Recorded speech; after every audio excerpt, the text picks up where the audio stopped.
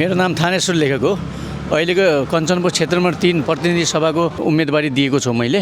मेरो चुनाव चिन्ह चाहिँ डस्टबिन रहेको छ। मेरो उम्मेदवारी भनेको भ्रष्टाचार व्यतिथि र गरिबको अनुदान खानेहरूका विरुद्ध हो।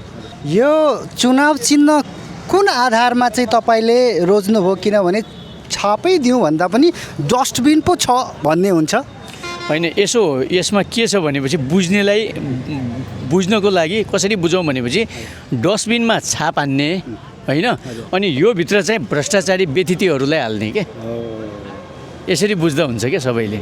अनि क्षेत्र नम्बर 3 का उम्मेदवारहरूमध्ये सबभन्दा भाइरल उम्मेदवार चाहिँ तपाईँ नै हो। हजुर, अब जम्मै आमा बुवा दाजुभाइ दिदीबहिनीहरूले मेरो अब हेरिदिनुहुन्छ टिकटक र फेसबुक।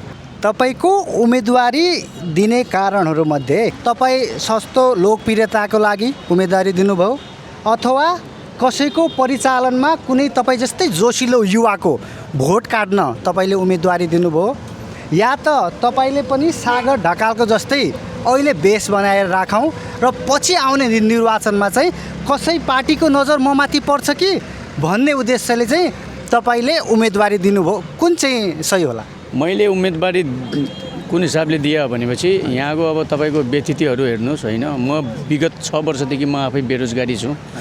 वैदेशिक रोजगारमा जान खोजेँ तर भएन। हरेक ठाउँबाट अब हाम्रो देशको के छ भने हाम्रो यो पासपोर्टले भारत बाहेक अरू ठाउँमा जानु पर्यो भनेपछि दलाल मार्फत जानुपर्ने अवस्था छ। हाम्रो पासपोर्टको यस्तो अवस्था गरिदिएको छ यहाँका पुराना नेताहरू तथा नबोल्ने नयाँ नेताहरू होइन। अनि यहाँको व्यतिथिहरू अब हेर्नुहोस् तपाईँ, करोडौँ लगानी छ होइन, हरेक ठाउँमा यिनीहरूले लगानी गरेका छ, त्यसपछि जीर्ण अवस्थामा छ। अहिले तपाईँको 14 महिना मलाई राजनीति केही पनि आउँदैन, म एउटा सामान्य व्यक्ति हो। मैले राजनीति कहिले मैले सोचे पनि थिएन गर्छु भनेर। त यिनीहरूको जो मैले देखेँ अहिले, सर्वप्रथम त मैले वार्डको चुनावमा उठ्ने बेला मात्र 4 दिनमा मैले 142 मत पाउने बेला देशकै दोस्रो पङ्क्तिमा रहेको पार्टीहरूलाई पनि उसिने मैले होइन। त्यही 142 मतले मलाई यहाँतिर प्रोत्साहित गरेर यतातिर मोडेको हो क्या वास्तवमा। अनि न त म कुनै परिचालित छु न त परिचालन पनि हुन चाहन्छु। अब पार्टीमा गयो भनेपछि काम गर्न पाइन्न, बोल्न पनि पाइन्न के, काम त परै जाओस् बोल्न पनि पाइन्न। म त के भन्छु, जति पनि छन् यिनका टाउका अनेकन पेट एउटै हो, चाहे नयाँ होस् चाहे पुरानो होस्। त्यसको चाहिँ तपाईँ अब नयाँले गल्ती नयाँले गरिरहेको छ, ल मैले माने, ल सिटी हल हेर्नुहोस् 8 करोड लागतमा बनेको, पुरानोले त्यसमा पुरानो 2टा पार्टीहरूले अहिलेसम्म त्यसलाई सञ्चालन ल्याउन सकेका छैन भने नयाँहरूले किन विरोध गरेन हिजोका दिन? यो एडिबीको सडक हेर्नुहोस् लगभग 98 करोडको हो। पुरानाहरूले त यसलाई अब यस्तो हालतमा छोडेको छ भने नयाँहरूले यसका विरुद्ध किन गएनन् के? नयाँले गर्नुपर्ने, नयाँले बोल्नुपर्ने हो। नयाँले बोल्न छोडेर हामीले बोल्नमा आयौँ कि हामी त अब एउटा तपाईँ साधारण व्यक्ति हो। म त साधारण व्यक्तिले बोल्दा यहाँसम्म आइया छ, अझ छोड्नेवाला छैन। मैले भनिहालेँ नि, म हिँडिसकेका मान्छे हो। म गलतका विरुद्ध हमेसा खडा हुनेछु, चाहे जो सुकै किन नहोस्।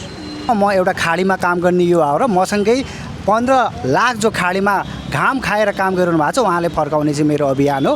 यही सन्दर्भमा तपाईँको घोषणापत्र हेर्ने बेला मैले कुनै पनि त्यस्तो बुदा पाएन। वैदेशिक रोजगारीको मान्छेले पैसा दिएर तपाईँलाई उम्मेदवार बनाउने, तर उसकै लागि तपाईँले आफ्नो घोषणापत्रमा एउटा पनि बुदा राख्नु भएको छैन। अब कुरो के छ भने वास्तवमा अब यस्ता व्यतिथिहरू त धेरै छन् के होइन, धेरै छन्। अब त्यत्रो समेट्न सकिन्न के। मुख्य कुराहरू समेटेका छु। विदेशको बारेमा पनि बोल्छु, म हिजोका दिन पनि बोलेको छु, अझै बोल्छु। यस्ता धेरै समस्याहरू छन् के, सबै समेट्न सकिन्न। यही पनि घोषणापत्र अलि बढी भएको छ होइन। वैदेशिक रोजगारमा अब यहाँ रोजगारीको लागि बोलिरहेको छु म होइन। एउटा जस्तै तपाईँको फोहोर र गाई व्यवस्थापन मात्र गर्ने हो भनेपछि हामीलाई पैसाको जरुरतै पर्दैन। यस्तो रोजगारी हुन्छ अनि यति आम्दानी हुन्छ नि, त्यो आकलन नै गर्न सकिन्न। आफै स्विजरल्यान्ड पनि हुन्छ, यो कसैले बनाउनु पर्दैन। र विदेशमा रहेका रोजगारी हुने बित्तिकै त विदेशमा रहेकाहरू यहाँ आइहाल्छन्। अनि अर्को एउटा नेसनल इस्यु भनेको हाम्रो नयाँ जनशक्ति देशमा बस्नै चाहन्न। इन्टर पास गरेर कुनै राम्रो देशको स्टुडेन्ट भिजा लायो, वहीँ गयो, श्रीमती लग्यो, वहीँको पिआर पाएर वहीँ बस्न चाहन्छ। जब युवा नै देशमा बस्दैन भने चाहिँ देश चाहिँ कसले बनाउने? त्यो युवाहरूलाई रोक्नको लागि तपाईँले कुनै अवधारणाहरू सार्नु भएको छ? अब यसो छ कि अब मैले त अब मुख्य एउटा कुरामा ध्यान दिएको छु मैले हाम्रो आविष्कार केन्द्रलाई सुचारू गर्नुपर्छ होइन त्यसलाई सुचारू गऱ्यो भने चाहिँ यो फोहोर व्यवस्थापन र अनि गाई गोरु व्यवस्थापनहरूका मसिनहरू हुन्छन् नि अब तपाईँको सानो सानो जस्तै गोबरबाट के बनाउने यस्ता धेरै कुराहरू छन् के अनि युवा कसरी जान्छ भनेपछि यहाँबाट यहाँ स्यालेरी छैन है यो वर्षौँदेखि यो देश र पडोसी देश हेर्नुहोस् त्यहाँका कुराहरू यसले सिक्छ छिटो अनि त्यहाँ यति यहाँका नेताहरूले नराम्रा कुरा तुरुन्तै सिक्छ उनीहरूबाट अनि उनीहरूको त्यहाँको स्यालेरीको रेसियो हेर्नुहोस् त्यो स्यालेरी नेपालमा दिन सक्यो भने भारतकै स्यालेरी पनि दिन सक्यो भनेपछि कोही युवा विदेशी दैन अब 30,000 रुपियाँ तपाईँको यहाँ स्यालेरी छ होइन 30,000मा भारतकै खानुपर्छ हामीले सामानहरू है अनि के बचाउँछ त युवाले जाने कहाँ हो विदेशै जाने त हो भारतबाट ल्याएको पैसा भारतमै जाने हो उसैको सामानमा हामीसँग एउटा टुथपिन बनाउने पनि